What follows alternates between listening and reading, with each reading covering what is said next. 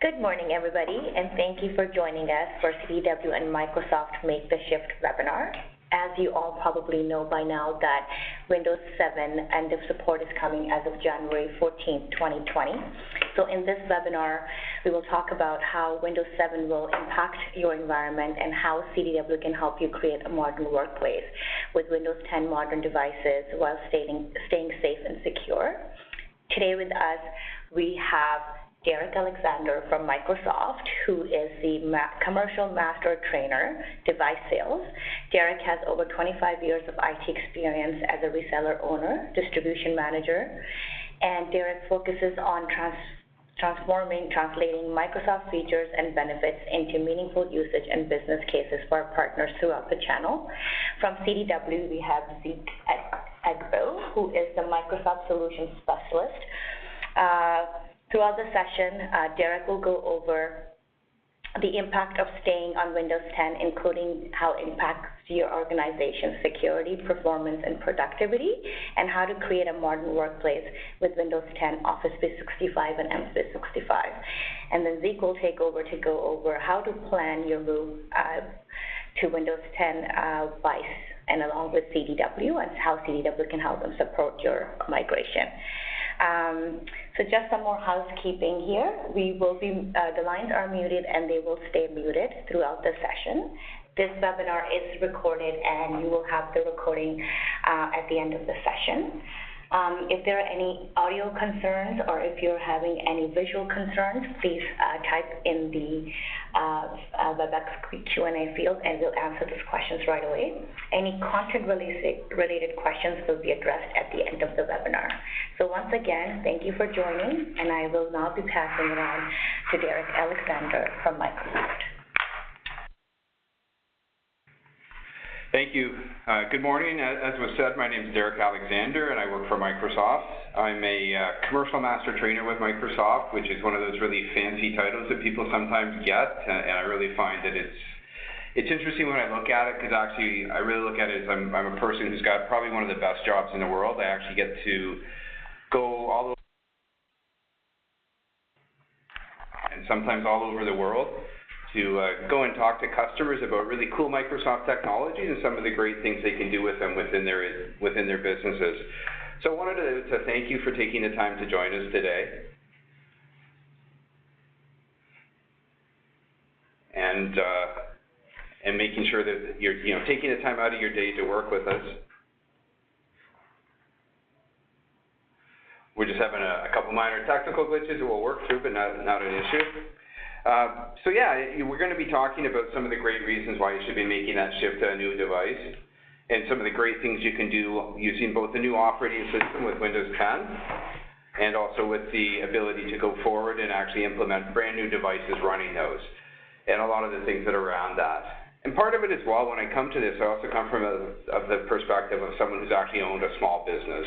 And this messaging isn't just for small business customers. If you're a mid-market enterprise, if you're a public sector division, if you're something like that and you've joined us on the call, thank you for coming and joining us, because this is also going to be relevant to you. We're going to talk to you about some of the great things that we have to help to support you and some of the benefits you're going to see out of making that move. So when you look at things that a small business needs, and obviously you're dealing with, when I ran my small business, I wore many hats, whether it was, I had to run out and be the guy who got the coffee, or I was the one trying to drive the new business, or doing the marketing, or all those kinds of things.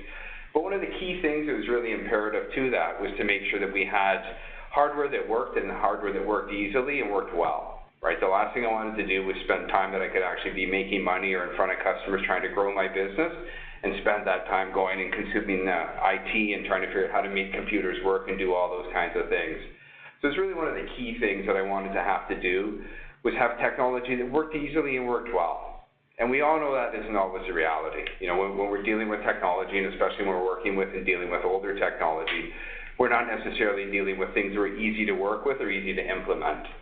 And one of the things I always like to do is think about, business and how much has changed in the last 10 years. What are some of the things that you've done? Maybe your company is offering a whole slate of new products.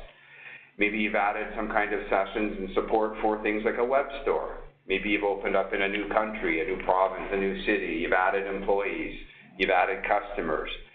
Maybe you pivoted your business, or maybe 10 years ago your business didn't even exist. And when we talk to customers and we look at that, a lot of them have really moved forward in terms of what it is and what they're doing, but they're still running it on older hardware and they're running it on older software. And we're not saying that that software is necessarily bad. I mean, you look at something like Windows 7, customers love that, right? But the reality is Windows 7 is now 10 years old. And one of the more important things that we're going to be dealing with around that is the fact that it's going to be going end of extended support. And that's going to have an impact on businesses. But a lot of times I like to think about it. When I talk to customers about the technology they ran 10 years ago, a lot of times people were running a desktop computer. A lot of them didn't have any kind of portability. Or if they had a laptop, it weighed 10 pounds and it was more luggable than portable. And even if we look at things like cell phone technology, you know, lots of us do a lot of our business today on our cell phones and want to make sure that that'll interface on the back end with our other applications and the other tools we use for business. A cell phone that we had 10 years ago was, you know, pretty basic. It would be something you could do texting with, you could make some phone calls, and it made you available. But it didn't have the full suite of features that we have on a modern device today. So one of the key things we do have to keep in mind is the fact that, you know, as of January 14th of next year, Windows 7 is going end of extended support. And that sounds like it's far away, but it's not really that far away if you're looking at having to transition your technology. And when we think about it, if we're not already started down that journey, because a lot of the data that Microsoft has seen is it can take some customers up to a year to make that transition. If you haven't already started that transition today, you may already be behind on the cycle. So one of the things we do need to take a look at and think about is, what does this end of support mean? And there's kind of three different pieces to this. So first of all, with Windows 7, as of January 14, 2020, you're no longer going to receive updates. And you're also not going to receive any further support from Microsoft. So that means you're not going to get security updates, you're not going to get patches, you're not going to get new drivers. You're not going to have the ability to go and do a web search and end up on a Microsoft blog and find out, you know, this is the issue for this, or this is the resolution for this particular issue that I'm having. The other part of it as well is, when I think about it and I look at it, you know, we think about things like WannaCry or WannaCrypt. That took advantage of machines that had not been patched and had not been updated.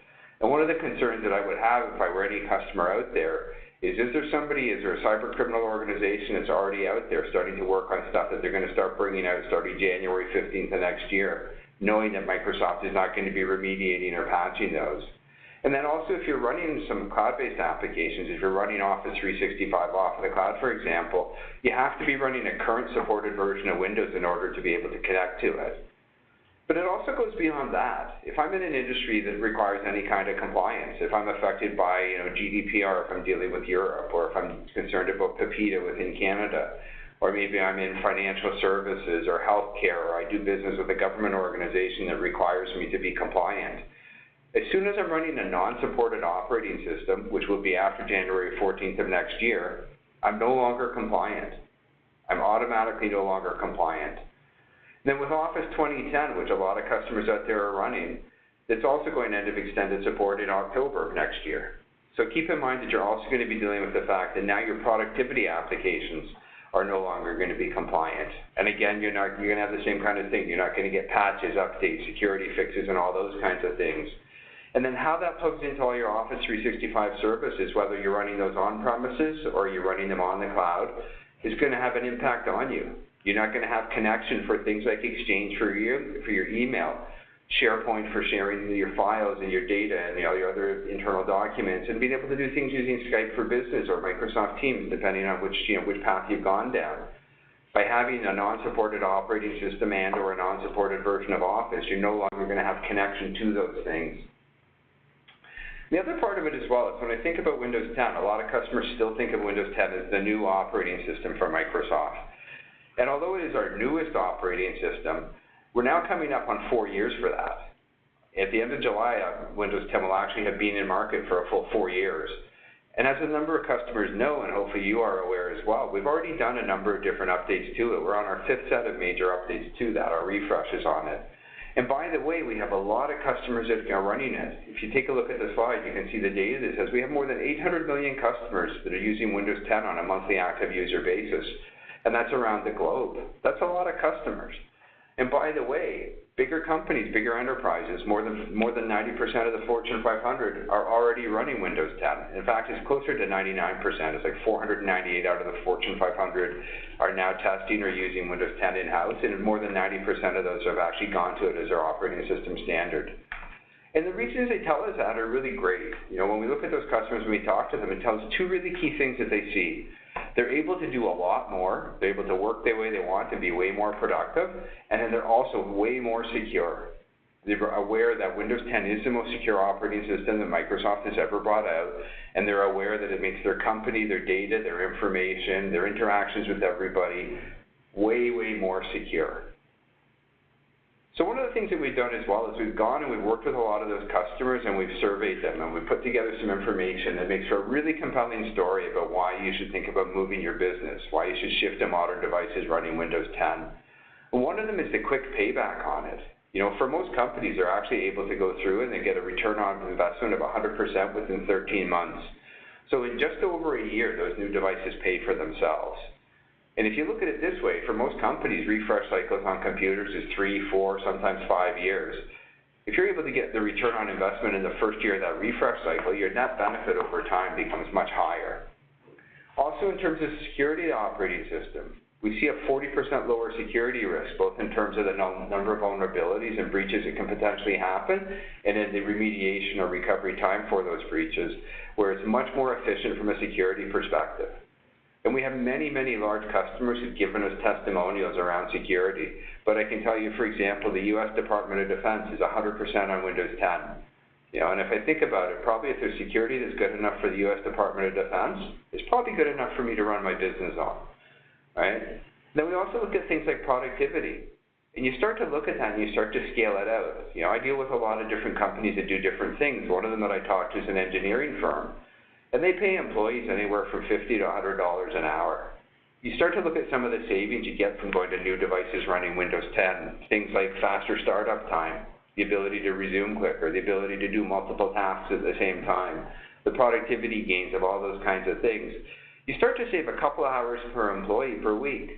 You scale that out really quickly. You know, if I have a 10-person engineering firm and I save 2 hours per employee per week at $50 an hour, I'm saving $100 a week or $5,000 a year per employee. That pays for that computer really, really quickly. And then the good news for anyone who's concerned about how hard is it going to be to deploy, feedback from our customers tells us that Windows 10 is the best operating system we've ever had in terms of tools for deployment and support for that. The fact that it's much quicker to deploy and much easier for IT folks to go out and actually roll that out and implement it within their company. And CDW can also help you out a lot. There's a ton of great services they can offer you to help you with planning that out, doing the deployment, doing the migration, and we'll be talking about that a little more later in the webinar. We take a look at a lot of the challenges that companies talk about today, and I'm not going to drill down and look at a lot of them, but a lot of them I look at that third pillar and think about the fact, you know, today more and more we're asked to do more with less. We typically don't spend, even though we have many more different devices that are used within a company. As I said, you know, a lot of companies will have users who have maybe a PC at the office and a laptop when they're on the road, and they use their phone, and maybe they use a tablet to consume some content. And there's, you know, 4 or 5 times as many devices that the company and IT are supporting. But by the way, there's not 4 or 5 times the budget in IT, right? We don't have 4 times the headcount or 5 times the headcount. So we see that one of the realities of Windows 10 is that it gives better ability to support that within the resources that you already have in place. So be aware that when we talk to these customers and we're dealing with them, a lot of the feedback from those 800 million customers that have already made the shift to Windows 10 is that it was an easy deployment, it was easier to do than they expected, and that in many cases the cost of running, you know, 20 new devices running Windows 10 is way less from a deployment and support perspective than it is for the cost of running 15 devices or 10 devices that are running an older operating system and are working with that.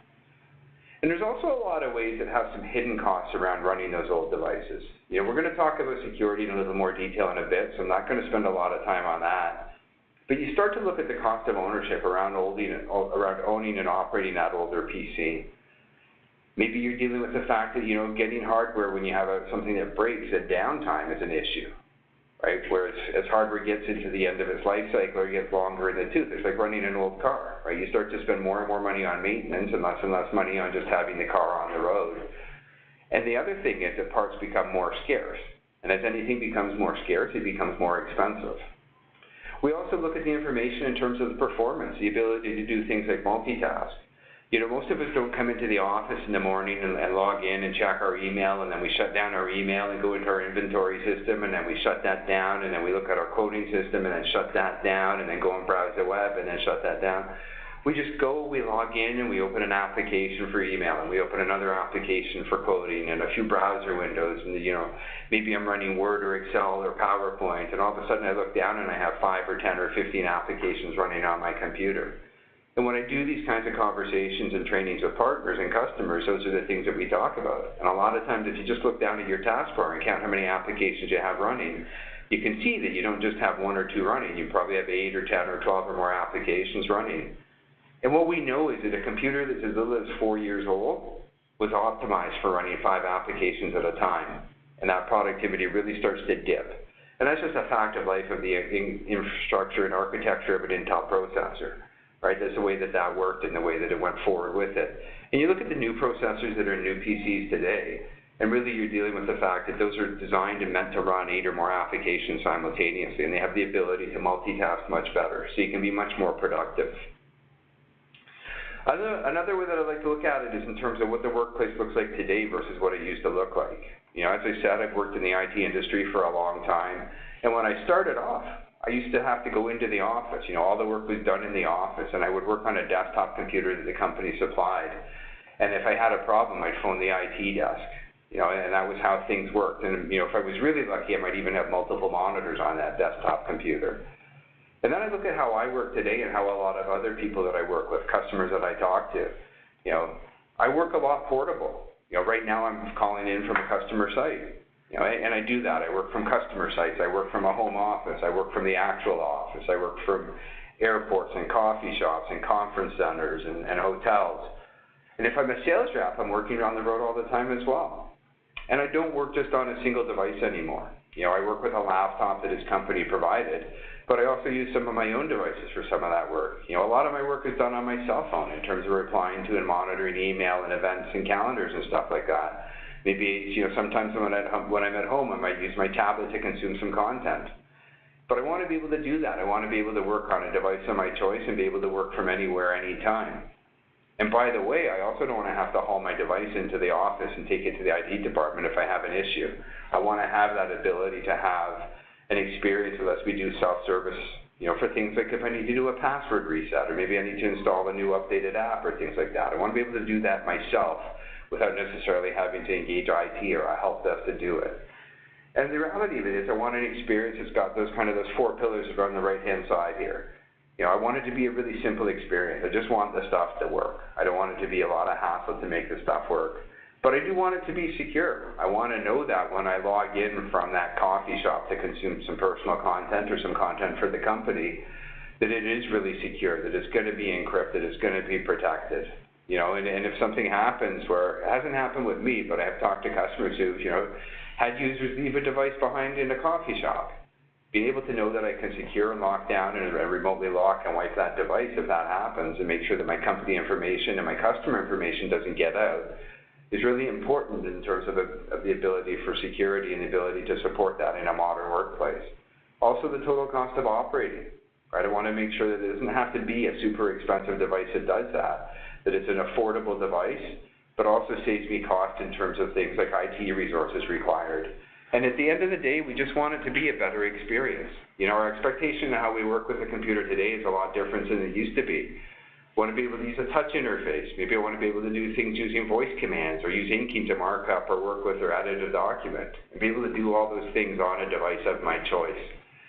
And that's really where we talk about this. You know, we used to always think that everybody was an information worker, kind of that bottom pillar, and we would just sell to everybody as if they were an information worker and not start to think about some of the differences. But what we're starting to see more and more is there is a variety of different ways that workers work and how they work. You know? So for instance, a first-line worker. I'm sure lots of you on the phone call today worked with a first-line worker and didn't even realize it. You know, if you went into a coffee shop this morning, you were dealing with a first-line worker. You know, when you go into a Starbucks, you don't deal with the CEO of the company, you work with a barista. And that's what a first-line worker is, right? It's that first impression or that first contact that the end customer will have with your company. And just be aware that using, devices running Windows 10 Pro in S mode, that we have really secure lockdown devices that make sure a company can be efficient, whether it's somebody working in, a retail environment, or somebody who's working in a service industry like a hotel clerk, or maybe you need to phone into a call center and deal with somebody to help you with some technical support or some updates to your account. Those are all examples of first-line workers, and companies, and as a customer as well, they want to be sure that those people can stay on task and be productive. And then we also have a category of power workers, folks that are much more advanced, that are doing things like doing AutoCAD, maybe they're doing design, maybe they're crunching big numbers as part of financial reporting, or they're working with big databases and doing business intelligence or artificial intelligence. You need to be aware that Microsoft has an operating system that works for each of those categories of customers, but also that we work with our partners to really provide, different variety of devices that will meet those needs. And we work with the folks at CDW. We really look at, having the ability to deliver those devices across different categories. So informations, we have, devices from Dell and HP and Lenovo that will meet those needs, and they can get you details on them at really good price points. And the same when we start to take a look at those first-line worker devices. Again, we have a number of major manufacturers that we work with at Microsoft who install the Windows 10 operating system on those devices and can also support you with a choice of applications, whether it be Office that you own on the device or Office 365, or if you want a full suite with a complex offering with Microsoft 365. And the same as we get into power users, having those really sophisticated, really powerful devices that have a lot of redundancy and a lot of speed and work well. And we get into it, we start to think about, well, so, yes, Windows 7 is going into support, and I need to be aware of that, and I definitely have to have some concern there. But what are some of the benefits? What are some of the proactive, productive reasons why I want to move forward onto modern devices? And we've already talked about a lot of that. There's a lot of data points that we can talk about it. Things like reducing the number of security issues that you have by a third, or having the ability to choose your form factor. Let your user choose a form factor that works for them. Let them have touch or a convertible or control and input things using gestures or inking. Or if they want, they can connect a traditional keyboard and mouse as well. We'll give you that choice in being able to do it. Some of the cost savings you can have in terms of reducing calls to the help desk by doing things as simple as having self-set password reset, right? Having the ability to do that using Office 365 and Microsoft 365 on a modern device, so that maybe you forget your password and you don't effectively log in on a Monday morning. Maybe you're up a little late watching the game or watching the Oscars or whatever it is, and you come in, you're a little groggy, and you didn't realize caps lock was on and you locked your device. Knowing that you don't have to phone into help desk to do that, they can reset that yourself. And even the cost of repair looking at those devices. So what we really want to do is just kind of look at these on a category by category basis and kind of go through some of it for you. So one of the things I always like to do when I do these presentations, I like to talk about Canadian data. I think it is really important to be able to talk about Canadian data. Yes, it's important to know what's going on in the broader world, but also talking about the impact that's reported by businesses. And I will say that when I look at this data, first of all, it's concerning that, 1 in 5 Canadian businesses were impacted last year by some sort of cybersecurity incident. But the other part of that is that I also think about stuff that we hear. One of my favorite quotes is from James Covey. He used to be the head of the FBI in the States. And he talked about the fact there's two kinds of businesses, those who have been hacked and those who have been hacked and don't know it. And a lot of our data points that actually, the fact that 1 in 5 reported the fact that we're impacted by a cybersecurity incident is definitely concerning. And you can see that goes up as the size of the organization gets bigger. But the reality is that probably every one of these companies was impacted by a cybersecurity incident, and unfortunately a number of them don't know it and need help to address that. And then there's the real impact that that has on them. The fact that when we're dealing with that we're dealing with the fact that it does things like it interrupts the ability to serve your customers. It has an impact on your revenue because you don't have access to being able to do your day-to-day work. You don't have access to the resources you need. Or maybe it's taking longer to do the things that you wanted to do. Or the fact that you need more IT people, more hardware. You need to do things like recovery costs. When we look at some of the things that have happened with things like ransomware, there's some real costs associated with that, having people locked out of being able to access their files. We also have some information, and as I said, one of the things we look at when we talk about security, one of the things we look at is that CDW, through their Scalar division, did a survey of Canadian companies. And when they did a deeper dive, they said that, as I said, 100% of those companies had actually been impacted by some sort of security incident. And they were attacked multiple times in most cases, not just once, but multiple times. In fact, multiple times per day if you look at that. And those who were breached and had a compromise within their organization had a significant cost. Now, obviously, this is going to be, often for larger organizations, but the cost can be very high to you. And that's another reason why we really encourage people to move towards a Windows 10 device. You're way more secure on a Windows 10 device. The cost and the number of incidents that occur, and we've seen those incidents go down as an aggregate over time, and a lot of that is driven by the migration towards Windows 10. It's also by the fact that Microsoft continues to enhance the security devices. But even today, if I'm running Windows 7, I'm still twice as likely to be impacted by a security incident as I am if I'm running Windows 10. And that number is going to continue to become more disparate over time. You're going to start to see a progression towards Windows 10 that's going to really drive that. So again, when we look at it, we're looking at cyber criminals today. We're not just looking at somebody who just wants to put a virus on your computer. We're looking at the fact that when we're dealing with those organizations, it's a real organized crime undertaking, and they're really looking to get access to your information. And Windows 10 has some great things that they'll do to assist you with that, but also getting into new devices that have things like fingerprint readers, where you can use Windows Hello to log on using your fingerprint or your face, and use the Intel V Pro chipset platform to really lock down and secure that at the hardware level, embed your information that way and have it locked and secured and way below the level of the operating system. So you can go through and start to think about a lot of those things. Put in those latest safeguards, have built-in hardware that'll support it, use biometrics, encrypt your devices, use Windows Information Protection so that even if your information gets out accidentally, you can recall it. You can lock down that information, and you can prevent users from, either intentionally or accidentally copying and sharing confidential information within your company. And we look at Windows 7, yes, it has security features as part of it. It had BitLocker, which is a great way to encrypt and lock down information on a device. But if you want to get into the full suite of applications, you want to get the full benefit, you really need to put Windows 10 on new devices. And I look at something like multi-factor authentication, which is what Conditional Access talks about. And this is something that's near and dear to my heart because I use it all the time. I have a device that I travel with, and I go to log on to the network from a coffee shop somewhere because I need to do some work.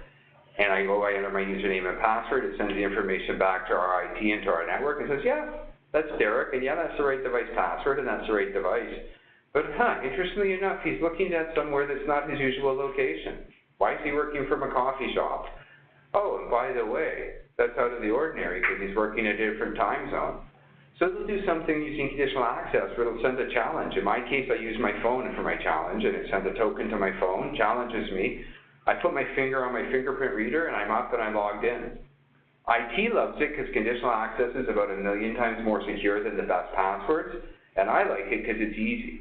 I was able to log in very quickly. I didn't have to enter additional passwords or whatever. I just had to put my fingerprint on my fingerprint reader on my phone, and I'm in, I'm secured, and I'm locked down. Next, we wanted to talk to you about the ability to be more productive. We talked about the ability to support faster performance, the ability to have longer battery life, the ability to do better multitasking. Those are all features that you get by getting a new device running that Intel 8th generation processor. And that's definitely one of the net benefits of it. We were talking about having the ability to do things like do shared multitasking, do virtual brainstorming, work with people and be able to do ink, work across multiple devices. My experience when I use my Office application on my laptop, my phone, my tablet, maybe another device if I'm working from somewhere else, it's a consistent, great experience. I have the choice of how I do my input. I can use a keyboard and mouse, I can use my voice, I can use a pen, I can use touch. We already talked about being able to use my fingerprint or my face as my password and get logged in and be up and working quickly. And then also being able to use Cortana, which is a great digital assistant we have built into Office 365 that uses artificial intelligence and brings you up reminders and brings you up tasks you may have missed and makes suggestions on how you can benefit and be more productive. And then simplifying IT management. One of the big things that we see by moving from older technology, an old laptop running Windows 7, to newer technology, a new laptop running Windows 10, is the ability to do things like administer more devices with less people. IT loves that, actually. They love the fact that deployment takes less time, but also the fact that doing things through self-servicing and reducing the need to have third-party applications done can save you significant money over time and really can have very quick return on investment for you. Be aware that if you go to Windows 10, your stuff's going to work, your peripherals are going to work. your mouse, your keyboard, your printers, almost 100% of peripherals that are out there. There's literally a handful of them that don't work, that worked in Windows 7, that won't work in Windows 10. Knowing that your applications are going to work. We've got 800 million users that have made that move, and we can tell you that 99% of their Windows 7 applications work in Windows 10 with no changes. Let your users set devices up themselves. We have a great product called Autopilot that lets you do remote deployment and have users self-deploy their devices in the field on the fly, but still have them securely managed, and let you manage and distribute how you process applications. And also do things like schedule.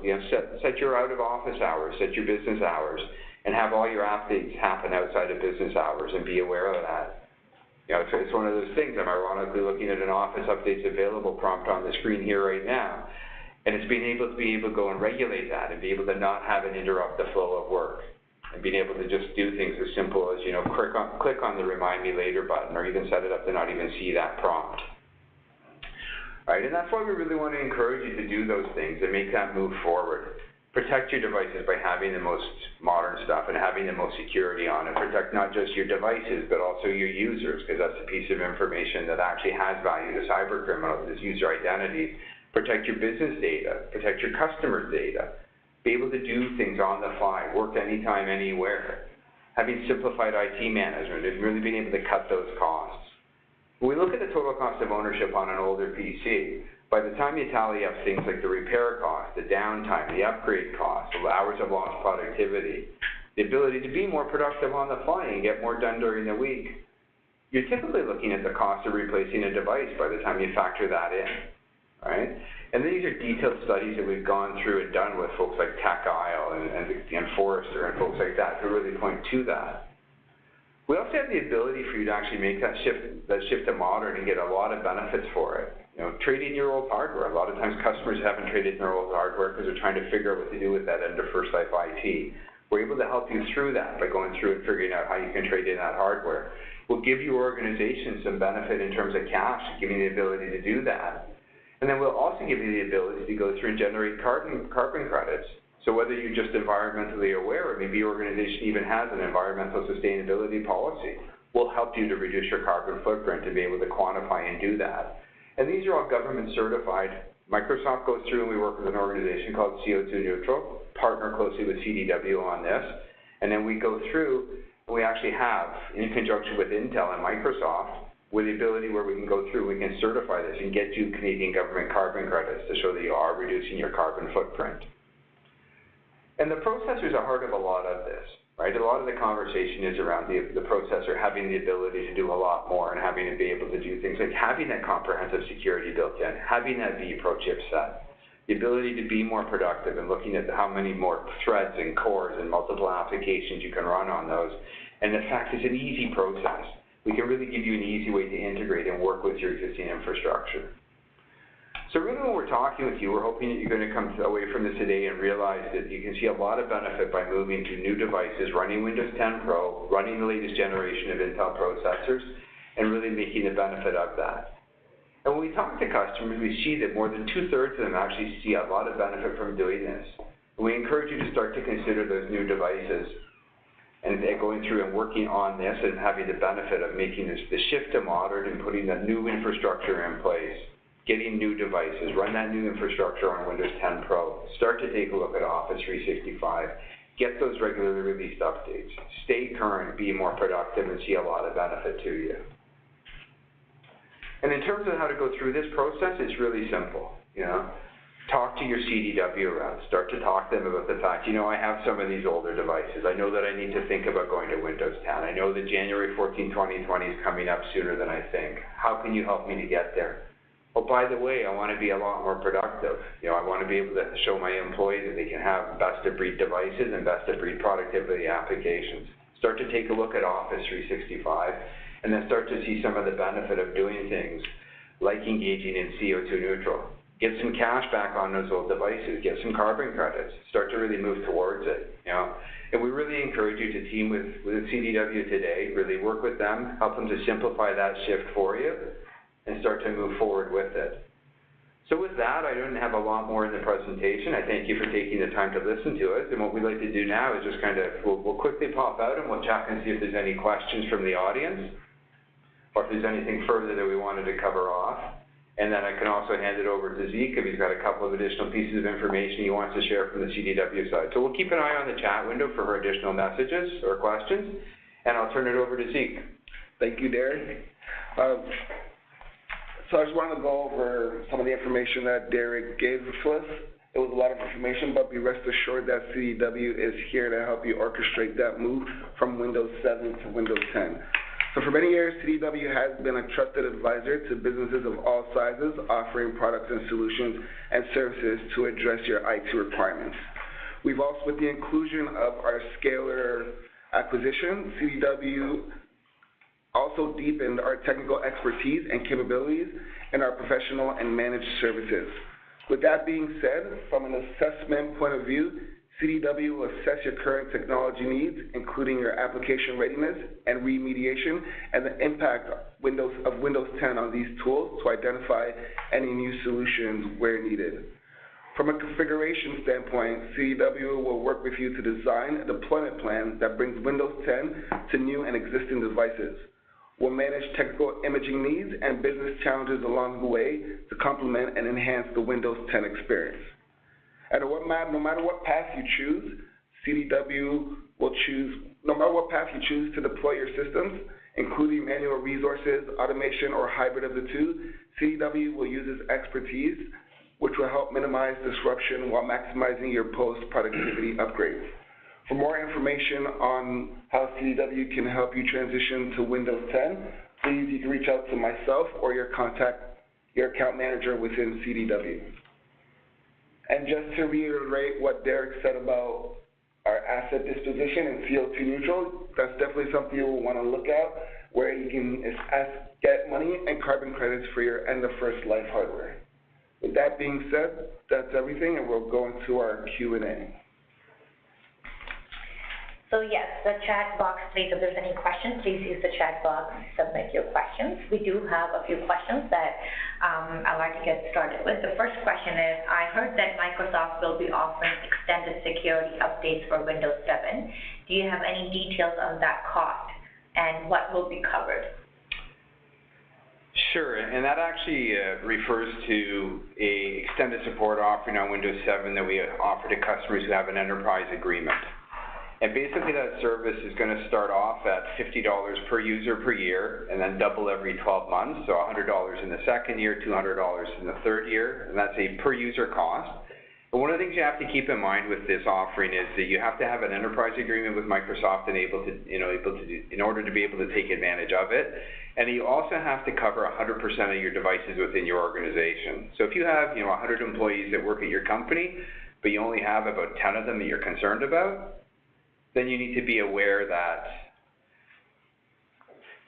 those customers are in a situation where you can't just pick those 10 people that actually need the Windows 7 support and move everyone else to Windows 10 or move the other people and just ignore them. You're actually going to have to put that on all the devices, and you do have to have it as part of an enterprise agreement. So hopefully that helped, and just, if you need further information on that, just pop it in the chat window and we can expand on that for you. Thank you. Next question is, what steps do I need to start taking to get ready for Windows 7 end of support? So to get ready for Windows 7 end of support, pick up the phone and call your CDW rep. I think that's a good place to start, actually. You definitely, if you're a company and you're running Windows 7 today, the good news is if you're asking that question, you're already thinking about it. So that's the place you have to start. But you really would want to talk to CDW and talk to them about a lot of the different things they can offer you. They can offer you assessments. They can go through and inventory your hardware with you. They can work with you to come up with a migration plan. They can start to get some seed units in for you and start to do a pilot within your organization. So there's lots of things you can do that way. Generally, we find that it's a straightforward enough process that many companies can do it with some additional support. So it's not like it's rocket science necessarily, although if you are in the rocket science industry on the call, please don't be offended. But definitely, if you engage with CDW, they have tons of professional services they can offer you and lots of value-added services they can do to help you get through that. Perfect, thank you. Next question, is it more cost effective to get Windows 10 Pro site license for 100 plus computers, or is it better to use Microsoft 365 business licenses, which are currently on Office 365 Business Premium? Okay. So the first caveat that I always have with these kinds of questions is I tend not to get into the price conversation with customers because your pricing may differ. So the first thing I'm going to circle back to what I said earlier is talk to your CDW rep and have them provide you pricing on what it's going to cost you on a dollar per device basis, say to do either Windows 10 Pro or to go in and move onto Microsoft 365 from your Office 365. That said, at a generally very high-level basis, the Windows 10 Pro itself is probably cheaper than Microsoft 365. But if you're already on Office 365, the delta to go from Office 365 to Microsoft 365 and then use some of the upgrade rights around Windows 10 may be of benefit to you. And the cool thing is if you move to Microsoft 365, you actually get some enhancements to the Windows 10 depending on what flavor you buy. So again, I would say if that was your question, you definitely want to talk to your CDW rep. Thank you. Can you please touch on automation tools migration? Sure, and that's kind of, this one I was actually informed of ahead of time, so I was able to go and get some of this stuff built out and even pull in some concerns that I've had from other customers when I talk to them about compatibility. So and a lot of it is, how am I going to get there? How hard is it to migrate? Is my stuff going to work? What about my office stuff? Is that going to break? And that's a lot of the stuff we deal with. Whether you have a custom in-house application that somebody within your company or someone who's, a software vendor wrote specifically for you, is that going to work in Windows 10? Or maybe you have batch macros to do things like, maybe your Excel generates your payroll automatically for you once a month using macros. Or I have this third-party application that nobody's ever heard of. Is that going to work? And then in terms of that, that's great if you make this stuff work today, but what's going to happen if you upgrade Windows 10 and, bring out an update to Windows 10 or bring out an update to Office? So we have some specific tools that can really help you with that. And this is where you can really work with CDW and see a lot of benefit. So they can come in and assist you using a tool called Windows Analytics, and they can work with you on your network and assess where you're at, inventory your devices, inventory your applications, inventory your peripherals, inventory your drivers, all that stuff for you, and give you a plan that's really going to help you to get there. And then they can help you to start to monitor that roadmap using Windows Analytics. If we say half your company is going to be on Windows 10 within 30 days or 60 days or 90 days or whatever it is, how are we doing versus that goal? Where are we at? Have we run into any other issues that we've run into? And then in the long run, use that for device health monitoring. We also have a great simplified tool called the User State Migration Tool. And what that really does is that you take the user settings off of their existing Windows 7 device, migrate it up to the tool, so they don't lose the pictures of the family vacation or the business documents or their favorite cat pictures or their access to their applications or whatever it may be. Migrate that up to the cloud, drop that new Windows 10 device in place, and then migrate those settings back down. And again, this is a great tool. It's an automated tool, and CDW can definitely help you to work through that. And then the other part of that is this program or offering that we have, and a lot of people are not necessarily aware of it, but it's called Desktop App Assurer. And what it is, it basically says that Microsoft will give you free technical support to make sure that your applications work when you move to Windows 10 and when you move to Office 365. And we're going to give you remote technical support to do that. Typically, it starts at organizations that are around 150 employees or more, but don't get stuck on that. If you have a concern and you're looking at acquiring new Windows 10 hardware and you want to, talk to your CDW rep and they can help you to go through the process and help you with that assistance request. And really what it is, it gives you the ability and lets you know that we can go through and we'll make sure that, those custom apps that you built in-house, we'll make sure they're going to work. Or if you're dealing with an independent software vendor, maybe there's somebody who has a unique application that you have and you're concerned that that's going to work. We can help to make sure that works by working directly with that software vendor. And then making sure that all your macros, maybe you've got, as I said, some custom Excel stuff you've built or some other custom stuff around Access or another Microsoft tool that you built out, we can make sure that those work. And I can tell you that, Desktop App Assurer is not new anymore. We have literally tens of thousands of applications that we've now tested and certified. We have 800 million users running Windows 10. And I can tell you that the perception amongst customers that their stuff's not going to work is almost 200 times worse than the reality of what we see. About 1 in 5, or almost 20% of customers, actually think that their stuff's not going to work when they move from Windows 7 to Windows 10. And the data we have says that it's only about 1/10 of 1%. That it's like 99.9% of applications, no matter what they are, whether it's a custom in-house one, whether it's independently developed third-party, or whether it's macros and add-ons you built into Office, they work without any change when you move to Windows 10. It's really simplified and works really well. Yeah, so hopefully that helps. Those are some of the tools that we have in place. But definitely, if you need help with the migration, CDW has a ton of resources that they can put in place for you to help you along that and make it a really simplified path. Thank you, Eric. And just going back to the first question about Windows 7 extended support, just to add on to that, if you meet the requirement that Derek mentioned, then yes, Microsoft will extend support per year up to 2023, but it is a year-by-year case and it can change.